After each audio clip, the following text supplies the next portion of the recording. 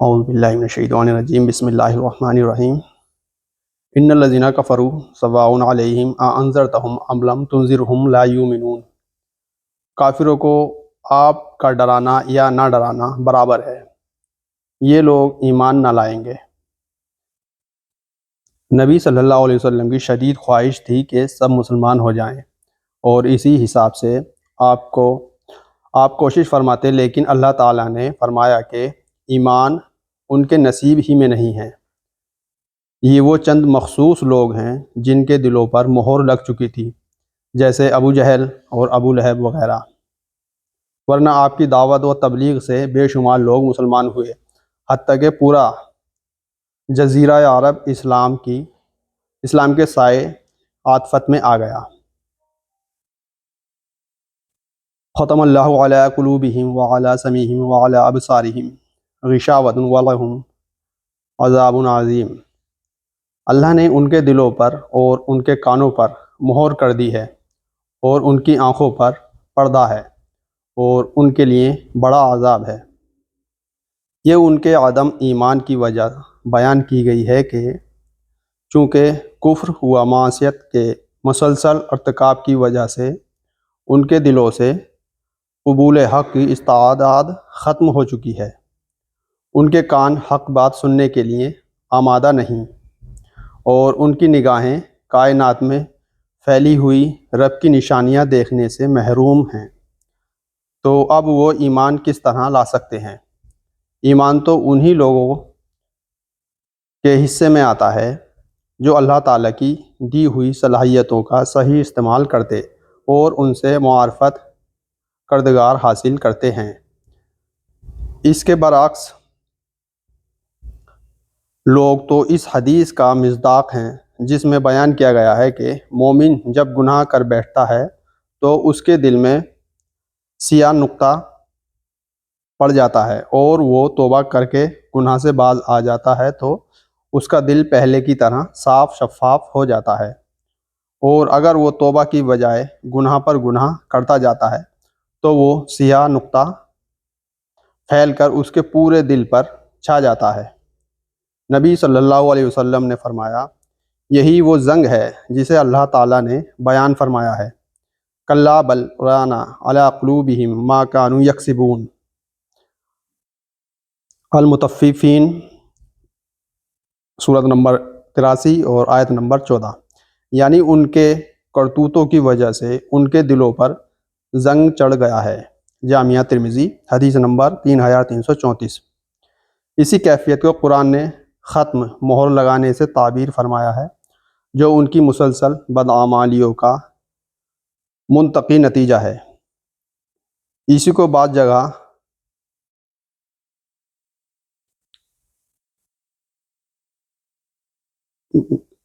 ذکر کیا ہے سورہ نساء میں، سورت نمبر 4 اور آیت نمبر 155۔ اللہ نے ان کے کفر کی وجہ سے ان پر مہر لگا دی ہے۔ وَمِنَ النَّاسِ مَن يَقُولُ آمَنَّا بِاللَّهِ وَبِالْيَوْمِ الْآخِرِ وَمَا هُمْ بِمُؤْمِنِينَ۔ بعض لوگ کہتے ہیں کہ ہم اللہ پر اور قیامت کے دن پر ایمان رکھتے ہیں، لیکن در حقیقت وہ ایمان والے نہیں ہیں۔ یہاں سے تیسرے گروہ منافقین کا تذکرہ شروع ہوتا ہے، جن کے دل تو ایمان سے محروم تھے، مگر وہ اہل ایمان کو فریب دینے کے لیے زبان سے ایمان کا اظہار کرتے تھے۔ اللہ تعالیٰ نے فرمایا کہ وہ نہ اللہ کو دھوکہ دینے میں کامیاب ہو سکتے ہیں، کیونکہ وہ تو سب کچھ جانتا ہے، اور نہ اہل ایمان کو مستقل فریب میں رکھ سکتے ہیں، کیونکہ اللہ تعالیٰ وحی کے ذریعے سے مسلمانوں کو ان کی فریب کاریوں سے آگاہ فرما دیتا تھا۔ یوں اس فریب کاری کا سارا نقصان خود انہی کو پہنچا کہ انہوں نے اپنی عاقبت برباد کر لی اور دنیا میں بھی رسوا ہوئے۔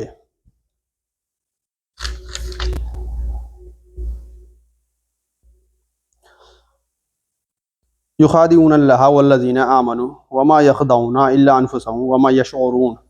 وہ اللہ کو اور ایمان والوں کو دھوکہ دیتے ہیں، لیکن دراصل وہ خود اپنے آپ کو دھوکہ دے رہے ہیں، مگر سمجھتے نہیں۔ فی قلوبہم مرض فزادہم اللہ مرضا ولہم عذاب علیم بما کانوا یکذبون۔ ان کے دلوں میں بیماری ہے، اللہ نے انہیں بیماری میں مزید بڑھا دیا۔ بیماری سے مراد وہی کفر و نفاق کی بیماری ہے جس کی اصلاح کی فکر نہ کی جائے تو بڑھتی ہی چلی جاتی ہے۔ اسی طرح جھوٹ بولنا منافقین کی علامات میں سے ہے جس سے اجتناب ضروری ہے، اور ان کے جھوٹ کی وجہ سے ان کے لیے دردناک عذاب ہے۔ وَإِذَا قِيلَ لَهُمْ لَا تُفْسِدُوا فِي الْأَرْضِ قَالُوا إِنَّمَا نَحْنُ مُصْلِحُونَ۔ اور جب ان سے کہا جاتا ہے کہ زمین میں فساد نہ کرو تو جواب دیتے ہیں کہ ہم تو صرف اصلاح کرنے والے ہیں۔ الا انہم هم المفسدون ولکن لا یشعرون۔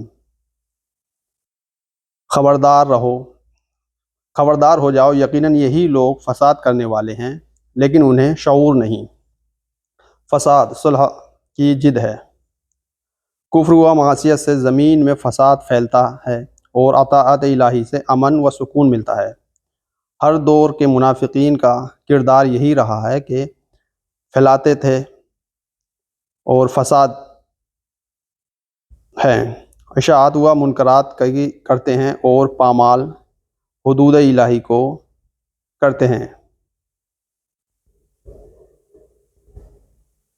اور سمجھتے یا دعویٰ کرتے ہیں کہ وہ اصلاح و ترقی کے لیے کوشاں ہیں۔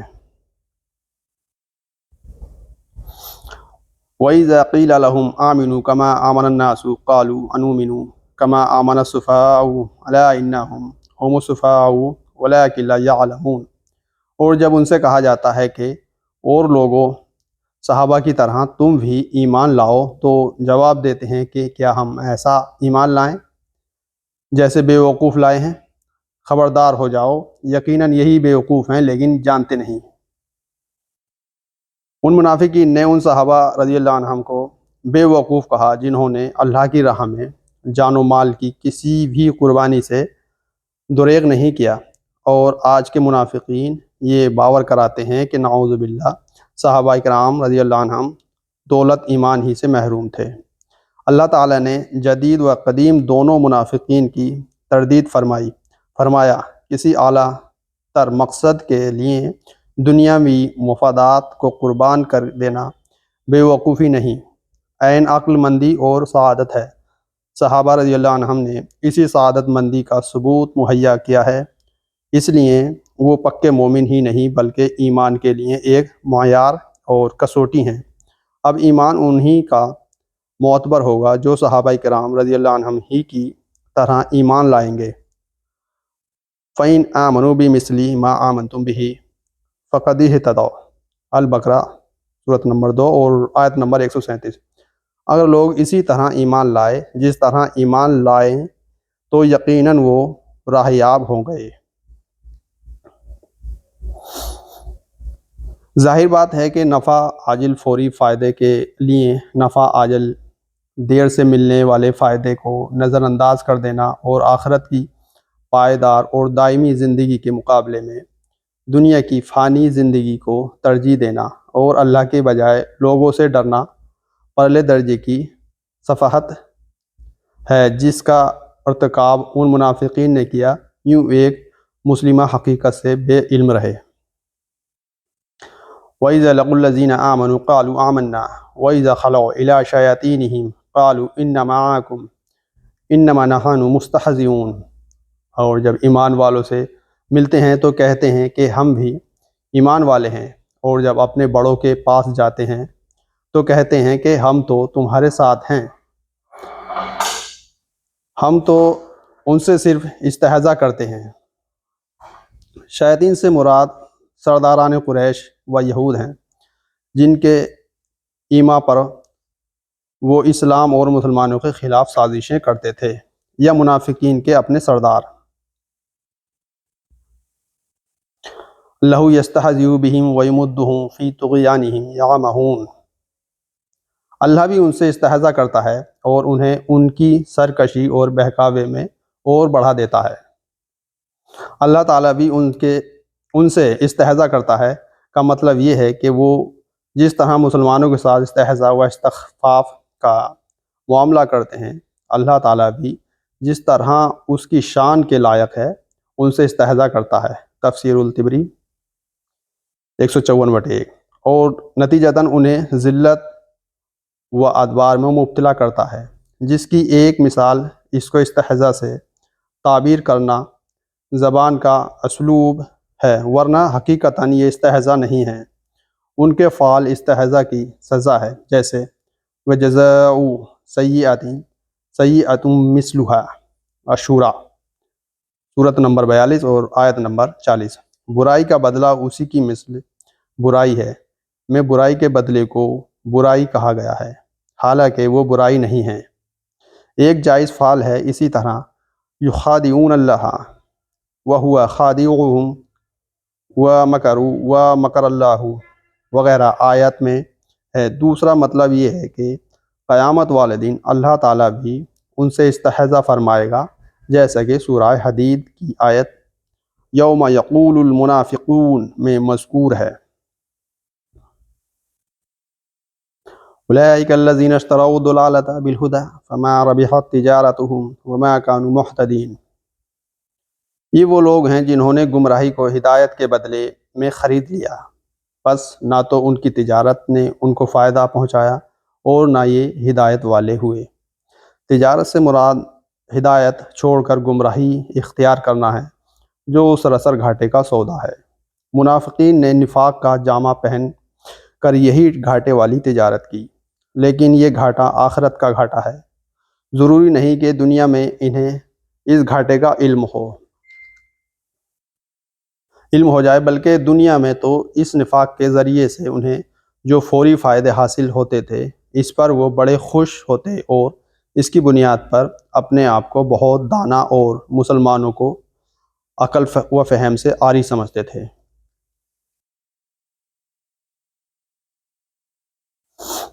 مثلهم كمثل الذي استوقد النار فلما اضاءت ما حوله ذهب الله بنورهم وتركهم في ظلمات لا يبصرون۔ ان کی مثال اس شخص کی سی ہے جس نے آگ جلائی، پس آس پاس کی چیزیں روشنی میں آئی ہی تھیں کہ اللہ ان کے نور کو لے گیا اور انہیں اندھیرے میں چھوڑ دیا جو نہیں دیکھتے۔ حضرت عبداللہ بن مسعود رضی اللہ عنہ اور دیگر صحابہ رضی اللہ عنہم نے اس کا مطلب یہ بیان فرمایا ہے، نبی صلی اللہ علیہ وسلم جب مدینہ تشریف لائے تو کچھ لوگ مسلمان ہو گئے، لیکن پھر جلد ہی منافق ہو گئے۔ ان کی مثال اس شخص کی سی ہے جو اندھیرے میں تھا، اس نے روشنی جلائی جس سے اس کا ماحول روشن ہو گیا، اور مفید اور نقصان وہ چیزیں اس پر واضح ہو گئیں۔ دفعتاً وہ روشنی بجھ گئی اور وہ حسب سابق تاریکیوں میں مطلب اندھیروں میں گر گیا۔ یہی حال منافقین کا تھا، پہلے وہ شرک کی تاریکی میں تھے، مسلمان ہوئے تو روشنی میں آ گئے، حلال و حرام اور خیر و شر کو پہچان گئے، پھر وہ دوبارہ کفر و نفاق کی طرف لوٹ گئے، تو ساری روشنی جاتی رہی۔ فتح القدیر۔ صم بکم عمی فہم لا یرجعون، بہرے گونگے اندھے ہیں پس وہ نہیں لوٹتے۔ او کصیب من السماء فیہ ظلمات ورعد وبرق یجعلون اصابعهم فی اذانہم من الصواعق حذر الموت واللہ محیط بالکافرین۔ یا آسمانی برسات کی طرح جس میں اندھیریاں اور گرج اور بجلی ہو، موت سے ڈر کر کڑاکے کی وجہ سے اپنی انگلیاں اپنے کانوں میں ڈال لیتے ہیں، اور اللہ کافروں کو گھیرنے والا ہے۔ یکاد البرق یخطف ابصارهم کلما اضاء لهم مشوا فیہ واذا اظلم علیہم قاموا ولو شاء اللہ لذہب بسمعہم وابصارہم ان اللہ علی کل شیء قدیر۔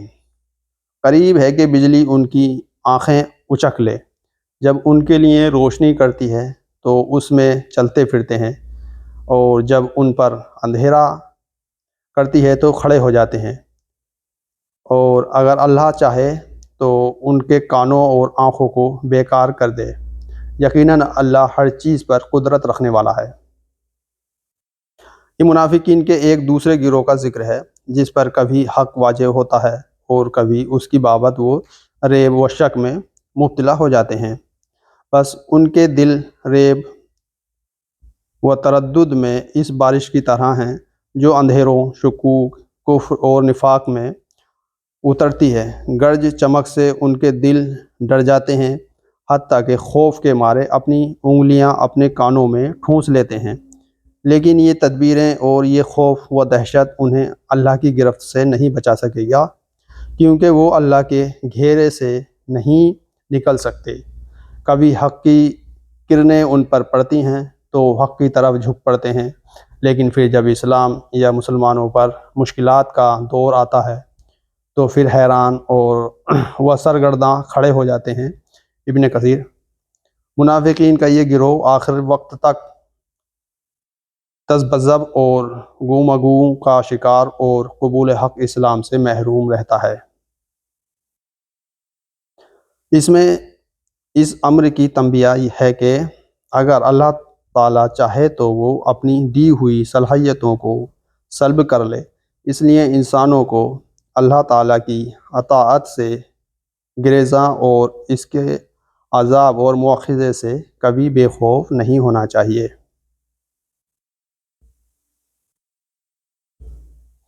یا ایھا الناس اعبدوا ربکم الذی خلقکم والذین من قبلکم لعلکم تتقون۔ اے لوگو، اپنے اس رب کی عبادت کرو جس نے تمہیں اور تم سے پہلے کے لوگوں کو پیدا کیا، یہی تمہارا بچاؤ ہے۔ الذی جعل لکم الارض فراشا والسماء بناء وانزل من السماء ماء فاخرج به من الثمرات رزقا لکم فلا تجعلوا للہ اندادا وانتم تعلمون۔ جس نے تمہارے لیے زمین کو فرش اور آسمان کو چھت بنایا اور آسمان سے پانی اتار کر اس سے پھل پیدا کر کے تمہیں روزی دی، خبردار باوجود جاننے کے اللہ کے شریک مقرر نہ کرو۔ ہدایت اور دلالت کے اعتبار سے انسانوں کے تین گروہوں کے تذکرے کے بعد اللہ تعالیٰ کی وحدانیت اور اس کو عبادت کی دعوت تمام انسانوں کو دی جا رہی ہے۔ فرمایا کہ جب تمہارا اور کائنات کا خالق اللہ ہے، تمہاری تمام ضروریات کا مہیا کرنے والا وہی ہے، تو پھر تم اسے چھوڑ کر دوسروں کی عبادت کیوں کرتے ہو؟ دوسروں کا اس کا شریک کیوں ٹھہراتے ہو؟ اگر تم عذاب خداوندی سے بچنا چاہتے ہو تو اس کا صرف ایک ہی طریقہ ہے کہ اللہ کو ایک مانو اور صرف اسی کی عبادت کرو، جانتے بوجھتے شرک کا ارتکاب مت کرو۔ وَإِن كُنتُم فِي رَيْبٍ مِّمَّا نَزَّلْنَا عَلَىٰ عَبْدِنَا فَأْتُوا بِسُورَةٍ مِّن مِّثْلِهِ وَادْعُوا شُهَدَاءَكُم مِّن دُونِ اللَّهِ إِن كُنتُمْ صَادِقِينَ۔ ہم نے جو کچھ اپنے بندے پر اتارا ہے، اس میں اگر تمہیں شک ہو اور تم سچے ہو تو اس جیسی ایک صورت تو بنا لاؤ۔ تمہیں اختیار ہے کہ اللہ کے سوا اور اپنے مددگاروں کو بھی بلا لو۔ توحید کے بعد اب رسالت کا اس بات فرمایا جا رہا ہے کہ ہم نے اپنے بندے پر جو کتاب نازل فرمائی ہے اس کے منزلہ من اللہ ہونے میں اگر تمہیں شک ہے تو تم اپنے تمام حمایتیوں کو ساتھ ملا کر اس جیسی ایک ہی صورت بنا کر دکھا دو، اور اگر ایسا نہیں کر سکتے تو تمہیں سمجھ لینا چاہیے کہ واقعی یہ کلام کسی انسان کی کاوش نہیں ہے، کلام الہی ہے، اور ہم پر اور رسالت محمدیہ پر ایمان لا کر جہنم کی آگ سے بچنے کی سعی کرنی چاہیے جو کافروں کے لیے ہی تیار کی گئی ہے۔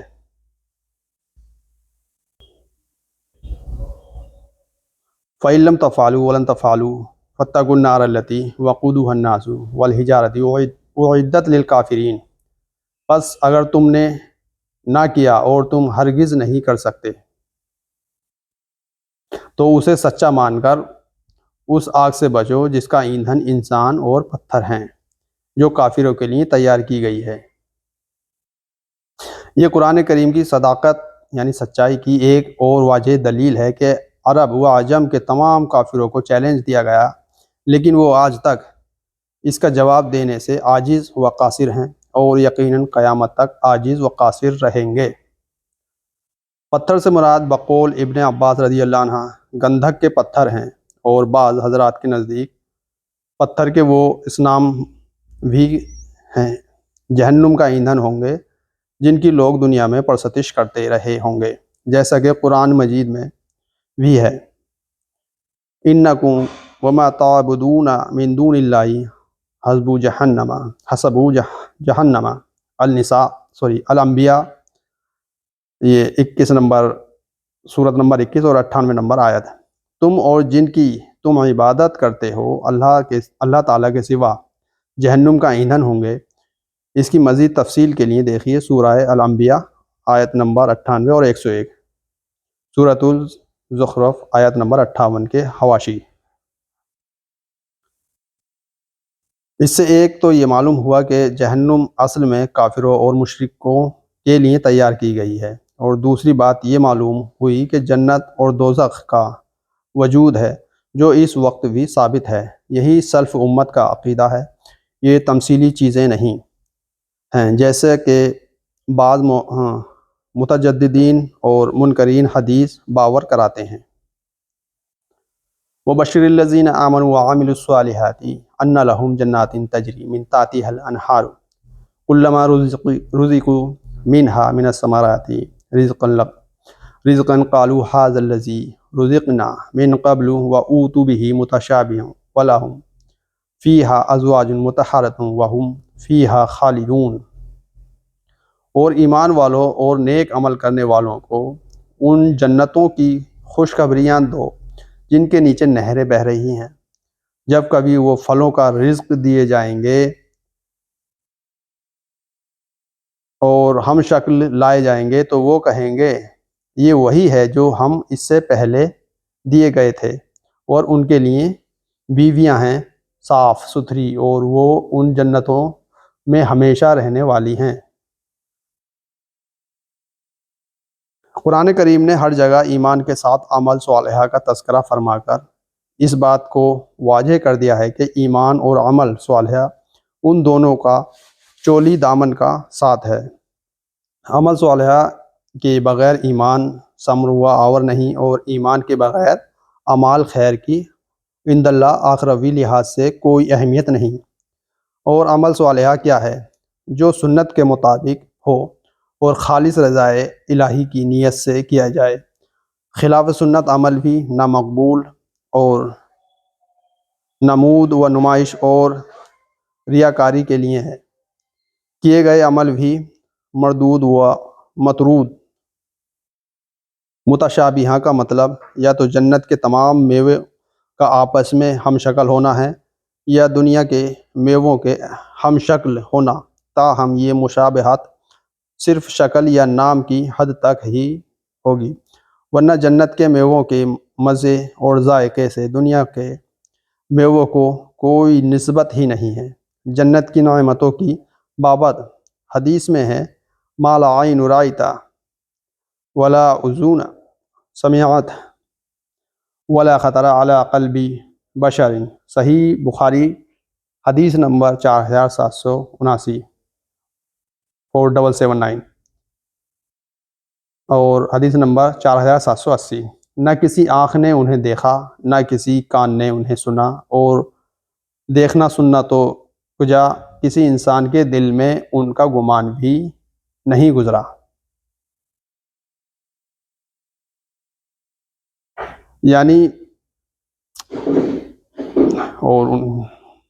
یعنی حیض و نفاس اور دیگر علائشوں سے پاک ہوں گی، جو بیویاں ہوں گی وہ ساری حیض وغیرہ سے پاک ہوں گی اور ستھری، اور ان جنتوں میں ہمیشہ رہنے والے ہیں۔ خلوت کے معنی ہمیشگی کے ہیں، خلود کے معنی ہمیشگی کے ہیں۔ اہل جنت ہمیشہ ہمیش کے لیے جنت میں رہیں گے، اور خوش رہیں گے، اور اہل دوزخ ہمیشہ ہمیش کے لیے جہنم میں رہیں گے اور مبتلا عذاب رہیں گے۔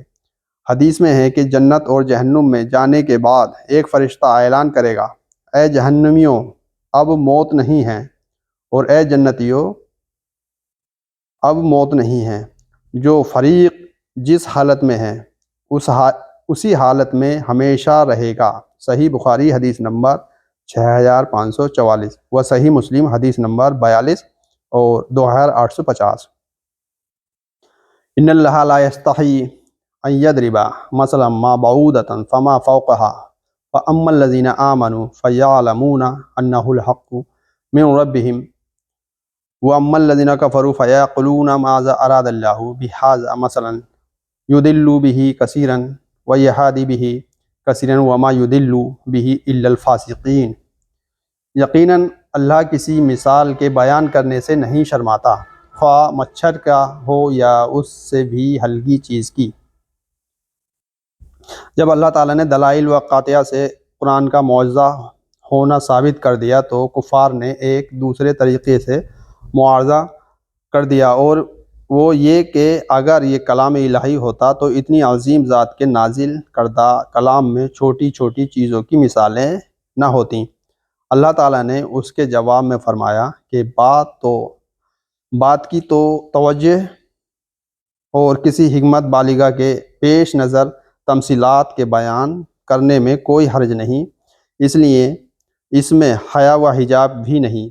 فوقہا جو مچھر کے اوپر ہو، یعنی پر یا بازو مراد اس مچھر سے بھی حقیر تر چیز، یا فوقہ کے معنی اس سے بڑھ کر بھی ہو سکتے ہیں۔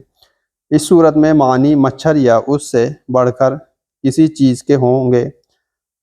لفظ فوقہا میں دونوں مفہوم کی گنجائش ہے۔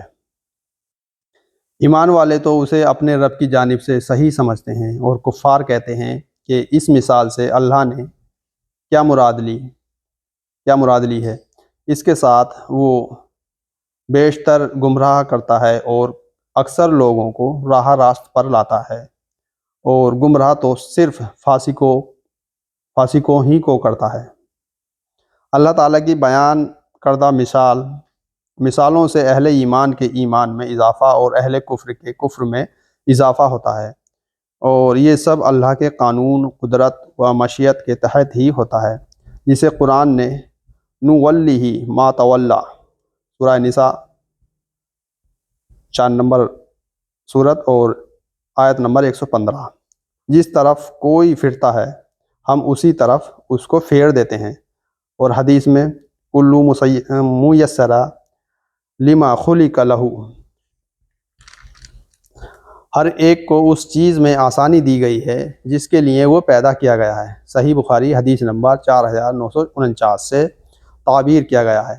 فسق اطاعت الہی سے خروج کو کہتے ہیں، جس کا ارتکاب عارضی اور وقتی طور پر ایک مومن سے بھی ہو سکتا ہے، لیکن اس آیت میں فسق سے مراد اطاعت سے کلی خروج یعنی کفر ہے، جیسا کہ اگلی آیت سے واضح ہے کہ اس میں مومن کے مقابلے میں کافروں والی صفات کا تذکرہ ہے۔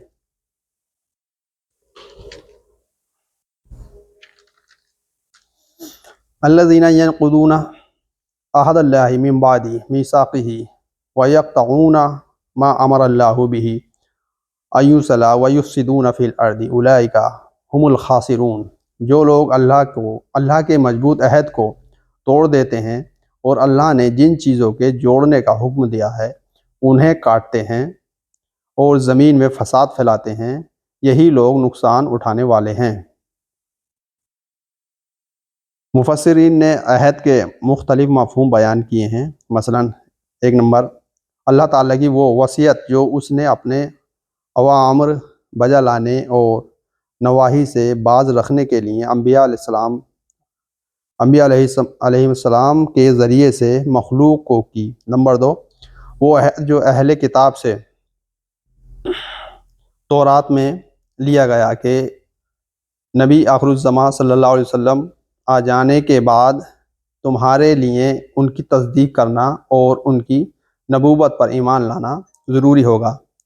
وہ عہد الاصد جو سلب آدم سے نکالنے کے بعد تمام ذریت آدم سے لیا گیا، جس کا ذکر قرآن مجید میں کیا گیا ہے۔ وَإِذَا أَخَذْنَا رَبُّكَ مِن بَنِي آدَمَ مِن ظُهُورِهِمْ الأعراف، سورت نمبر 7 الاعراف اور آیت نمبر 172۔ نقل عہد کا مطلب عہد کی پرواہ نہ کرنا۔ ابن کثیر۔ ظاہر بات ہے کہ نقصان اللہ کی نافرمانی کرنے والوں کو ہی ہوگا۔ اللہ کا اس کے پیغمبروں اور دین کی طرف بلانے والوں کا کچھ نہ بگڑے گا۔ کیف تکفرون باللہ وکنتم امواتا فاحیاکم ثم یمیتکم ثم یحییکم ثم الیہ ترجعون۔ تم اللہ کے ساتھ کیسے کفر کرتے ہو حالانکہ تم مردہ تھے، اس نے تمہیں زندہ کیا، پھر تمہیں مار ڈالے گا، پھر زندہ کرے گا، پھر اسی کی طرف لوٹائے جاؤ گے۔ آیت میں دو موتوں اور دو زندگیوں کا تذکرہ ہے۔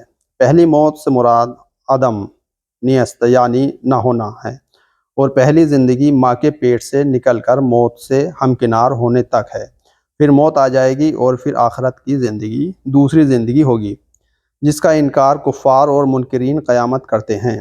شوکانی نے بعض علماء کی رائے ذکر کی ہے کہ قبر کی زندگی کماہیہ و دنیاوی زندگی میں ہی شامل ہوگی، مگر صحیح یہ ہے کہ برزخ کی زندگی حیات آخرت کا پیش خیمہ اور اس کا سرنامہ ہے، اس لیے اس کا تعلق آخرت کی زندگی سے ہے۔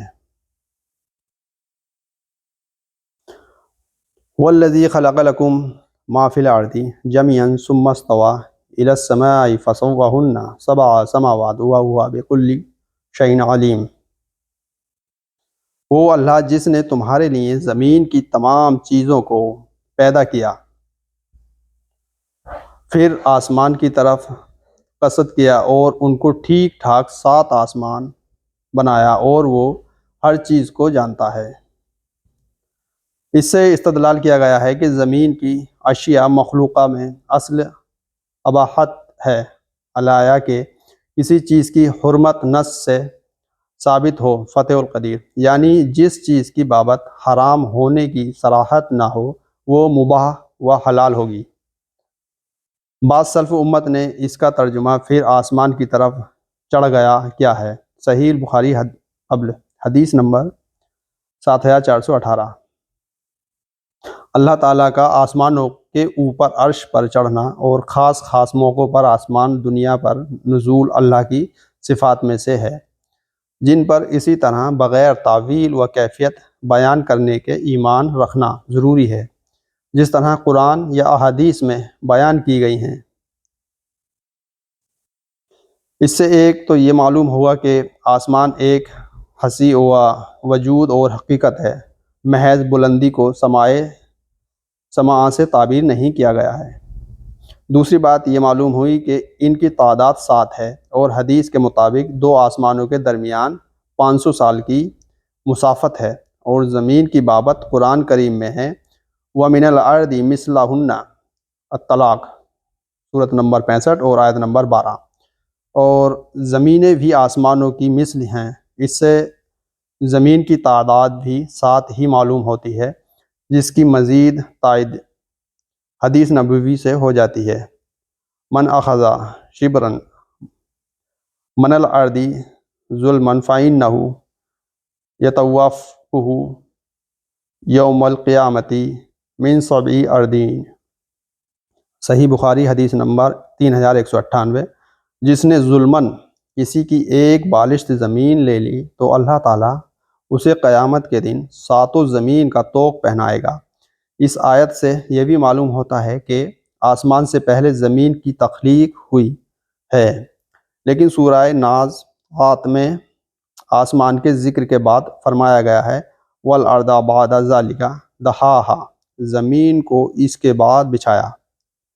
اس کی توجہ یہ کی گئی ہے کہ تخلیق پہلے زمین ہی کی ہوئی ہے، اور دحاہا ہموار کر کے بچھونا تخلیق سے مختلف عمل ہے، جو آسمان کی تخلیق کے بعد ہوا۔ فتح القدیر مزید دیکھیے حامیم سجدہ آیت نمبر 9 کا حاشیہ۔